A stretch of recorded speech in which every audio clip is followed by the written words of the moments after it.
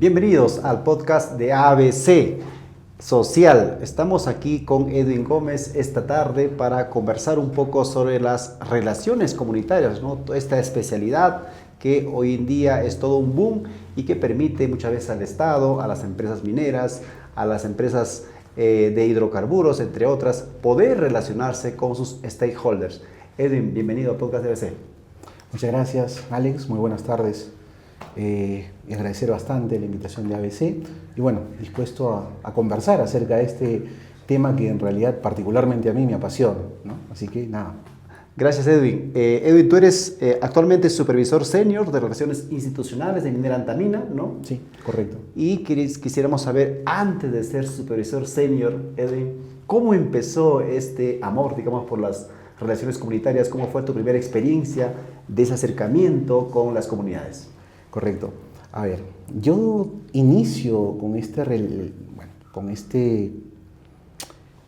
relacionamiento, digámoslo así, valga la redundancia, con las relaciones comunitarias, trabajando en Defensoría del Pueblo.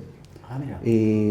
Yo inicié a trabajar en Defensoría del Pueblo en la oficina de Ucayali, en la ciudad de Pucallpa. Y como mandato de Defensoría del Pueblo se tiene la defensa de los derechos fundamentales de la persona. Así es.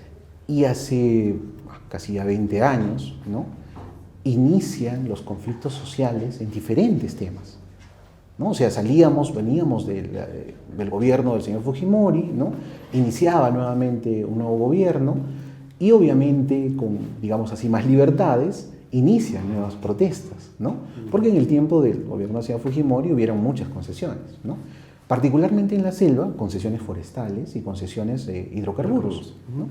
Entonces, nosotros en Defensoría del Pueblo empezamos a recibir quejas, reclamos de poblaciones indígenas con respecto a este tema de las concesiones. Obviamente tema nuevo para nosotros digamos ahí no tenemos mucho que ver, sin embargo, estos reclamos se convierten en protestas y estas protestas en enfrentamientos. Y muchas veces afectación al Estado, ¿no? Exactamente, pero también afectación a la persona reclamante. De acuerdo. Y el mandato de Defensoría, reitero, era defender derechos fundamentales. Y en un enfrentamiento entre la policía y personas protestantes está en juego la salud, la integridad y muchas veces lastimosamente la vida. Entonces, bajo ese mandato es que Defensoría empieza a intervenir en temas de conflictos sociales. Pero en ese tiempo Defensoría no vivía del presupuesto estatal.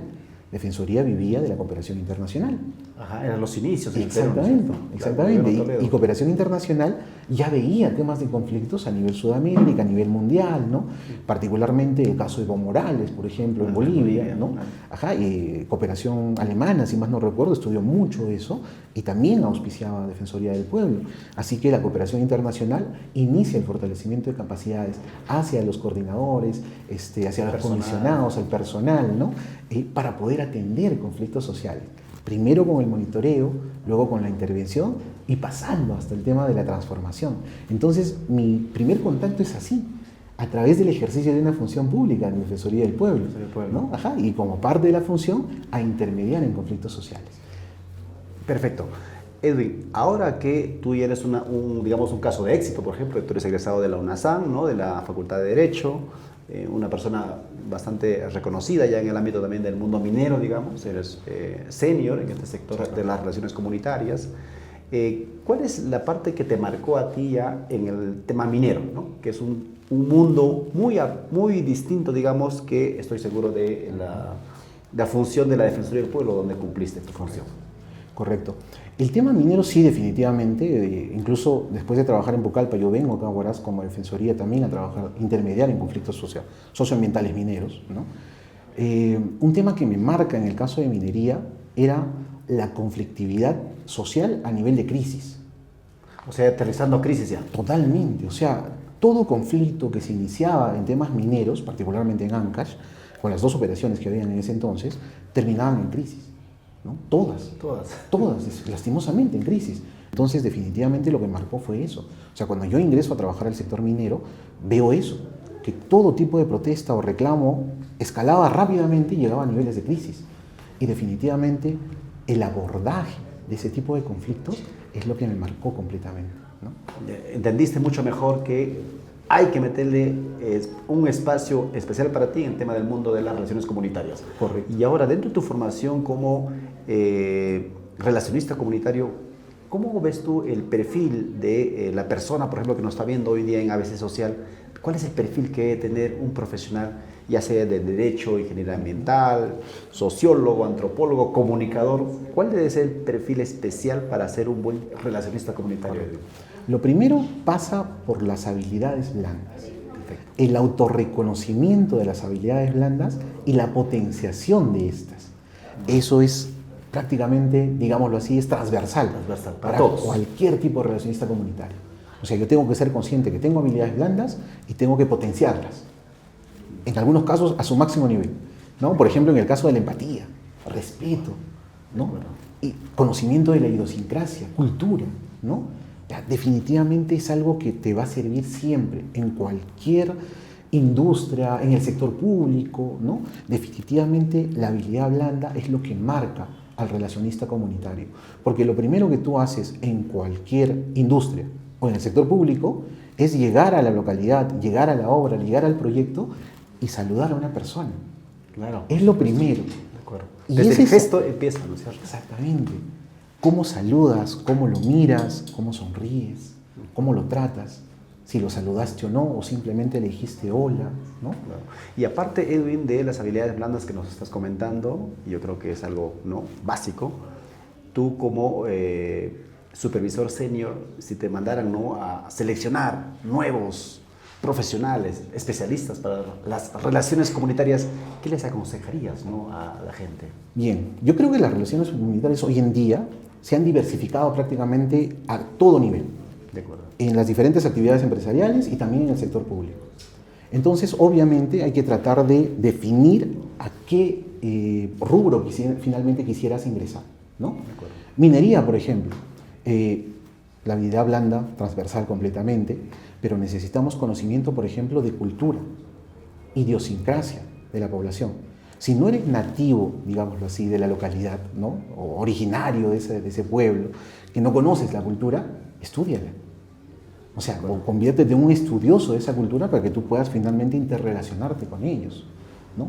Pero además de eso, hoy en día, el reto de las relaciones comunitarias o de la gestión social, como se llama hoy día, es transformar las conversaciones y los acuerdos en proyectos de desarrollo para la población, para este grupo de interés, para este stakeholder, ¿no? Entonces, no solamente necesitas la habilidad para relacionarte, la habilidad para negociar, sino también, aunado a eso, necesitas tener conocimiento de la normatividad pública en materia de inversión. De acuerdo. Entonces, es muy necesario porque, nuevamente reitero, cualquier acuerdo va a terminar en un proyecto de desarrollo. Si ese proyecto de desarrollo, por ejemplo, es la construcción de una institución educativa, ¿no?, definitivamente tú necesitas saber cómo es que se invierte en el sector de educación. Porque no es que yo contrato a un ingeniero, diseña una institución educativa y esa es la que la ejecuto, ¿no? En el sector público existe una normatividad técnica para poder ejecutar determinados tipos de instituciones educativas en determinadas localidades. Claro, en el marco del PRONIET, ¿no es cierto? Que es correcto, regulado. correcto. Edwin, cuando hablamos de relaciones comunitarias, hablamos de las relaciones armoniosas, ¿no?, que tiene que ver entre empresa y comunidad. ¿Cuál es la mejor forma de llevar adelante esta gestión desde tu experiencia? Desde mi punto de vista, parte del respeto, ¿no?, parte de la empatía. Reitero, llegas a un proyecto, lo primero que vas a hacer es interrelacionarte con una persona. El saludo, el respeto, el conocimiento de la cultura, la forma como tú vas a llegar a esta persona es lo que va a marcar tu relacionamiento durante todo el tiempo en el que permanezcas en ese proyecto. Ese primer saludo, esa forma de comunicarte, el idioma, ¿no? El idioma, o sea, juega un papel muy importante también. Hablando de idioma, tú hablas inglés y también quechua, ¿verdad? Correcto, sí. Y eso también imagino que es un requisito para un gestor social hoy en día. No es un requisito sine qua non, ¿no? O sea, definitivamente, pues, si no sería muy complicado de repente muchas veces. Pero sí, o sea, creo que te ayuda mucho, ¿no? Sobre todo en el ámbito minero, imagino yo, ¿no? Sí, yo creo que en cualquier industria que tenga que relacionarse con gente campesina, con gente andina, ¿no? Definitivamente sí, te va a ayudar mucho. Pero lastimosamente, por ejemplo, en el caso de nuestro quechua, tenemos variaciones. Claro, ¿no? distinto, ¿no? Definitivamente. No es lo mismo el quechua de Cusco, Exactamente. el Nahuaylas, Sí, es un poquito... de Ancash, ¿no? Ese es otro tema, por ejemplo, complicado. Por eso es que tampoco es un requisito sine qua non, ¿no? O sea, porque puedo tener una persona de repente que viene del sur, ¿no? Que sabe el quechua del sur, pero viene acá y tiene problemas para comunicarse con la persona local, ¿no? Entonces, claro, es bastante complicado también el tema del quechua, pero te ayuda. Te ayuda definitivamente, ¿no? O sea, por eso reitero, si eres una persona local, ¿no? Conoces el idioma, conoces las costumbres, siempre te va a ser mucho más fácil poder interrelacionarte con la persona, ¿no? Con este grupo de interés. Tú nos comentabas hace un momento que tenemos el tema de gestión social aplicado a diversos tipos de industrias en el Perú, ¿no es cierto? No olvidemos que la minería, por ejemplo, representa casi el 10% del PBI, ¿no es cierto?, de ingresos, ¿no? Si hablamos de exportaciones, según el MEF, el 60%, ¿no es cierto?, de las exportaciones es de minería, ¿no? Es un sector muy importante. Pero aparte, Edwin, por tu conocimiento, ¿en qué sectores más se puede desenvolver un relacionista comunitario hoy en día, ¿no?, en el panorama que nos encontramos en el país, por ejemplo? Como mencionaba hace un momento, ¿no? Yo creo que definitivamente las relaciones comunitarias abarcan hoy en día prácticamente todos los sectores, ¿no? Si tú entras a la red social LinkedIn, ¿no? Que es una red profesional donde muchos headhunters, estos cazadores de talento, reclutan personal, ¿no? Tú vas a ver que se colocan anuncios en sectores como pesquería, en sectores como agroindustria, en sectores como infraestructura, ¿no? Y obviamente las clásicas, ¿no? Que es el extractivismo en sí, minería, hidrocarburos, energía, ¿no? Entonces prácticamente tenemos casi todos los rubros de industria donde finalmente es necesario el relacionamiento comunitario. Yo creo que las experiencias mineras han dado pie a que las demás industrias puedan entender que una adecuada relación con sus grupos de interés definitivamente los lleva a generar mejores condiciones para la operación de su proyecto.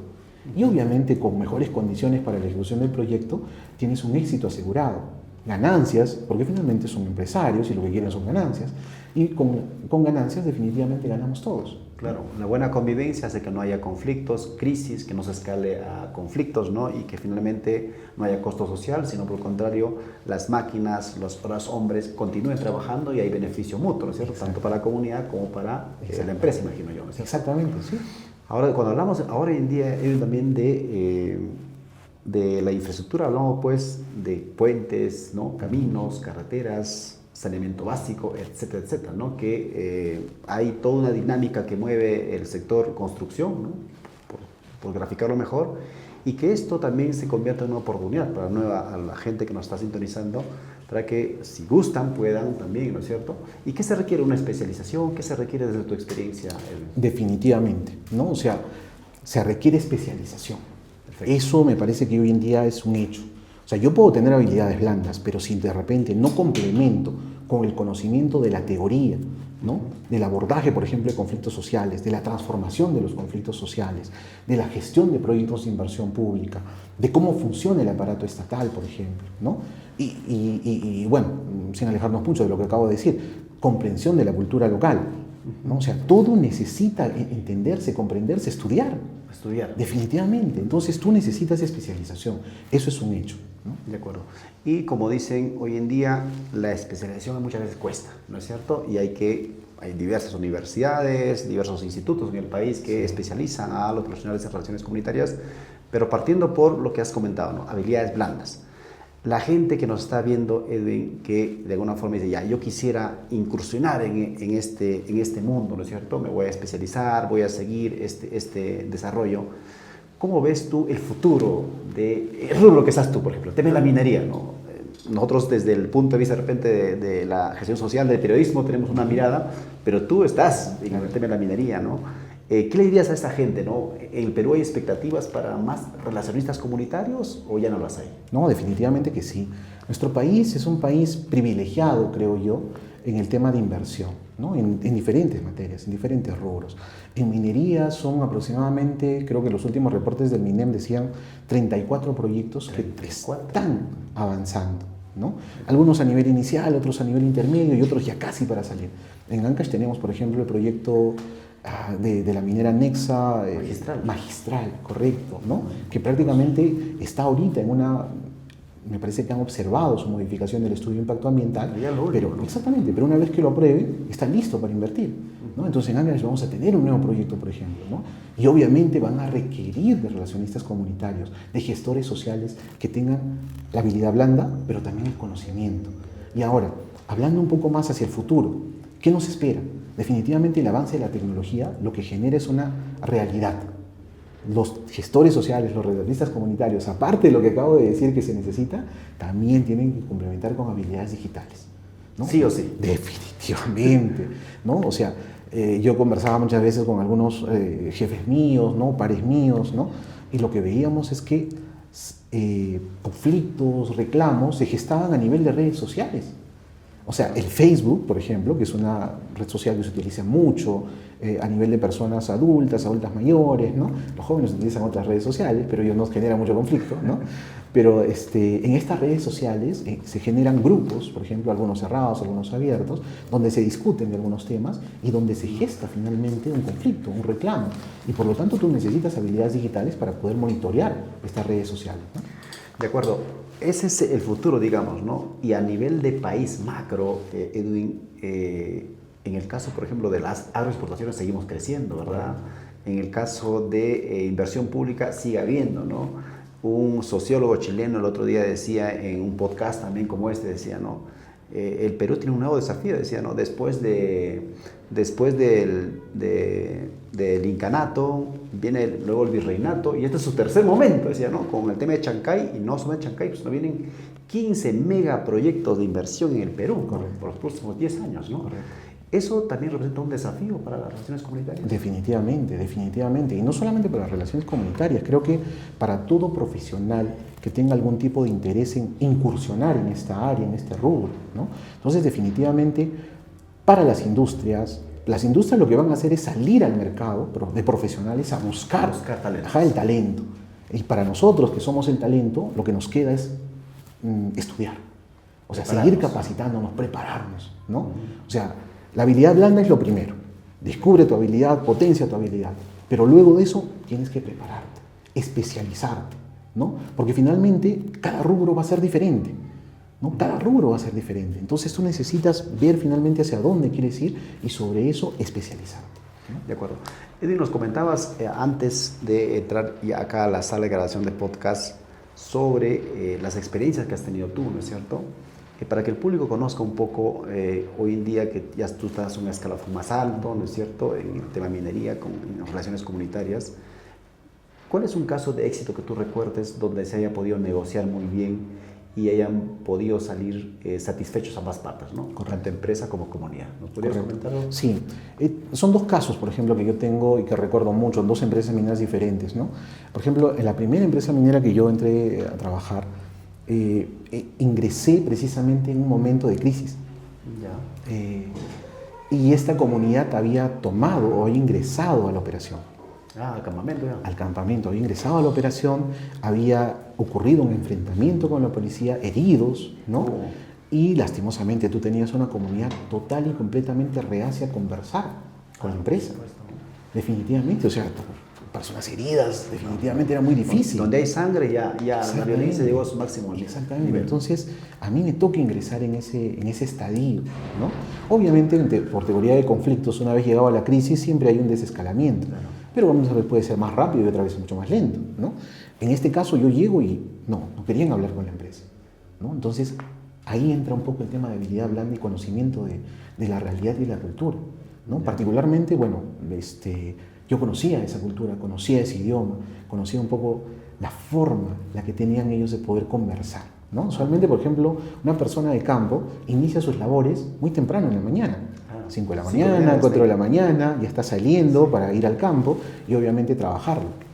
¿Cómo abordaba usualmente yo al campesino a esa hora?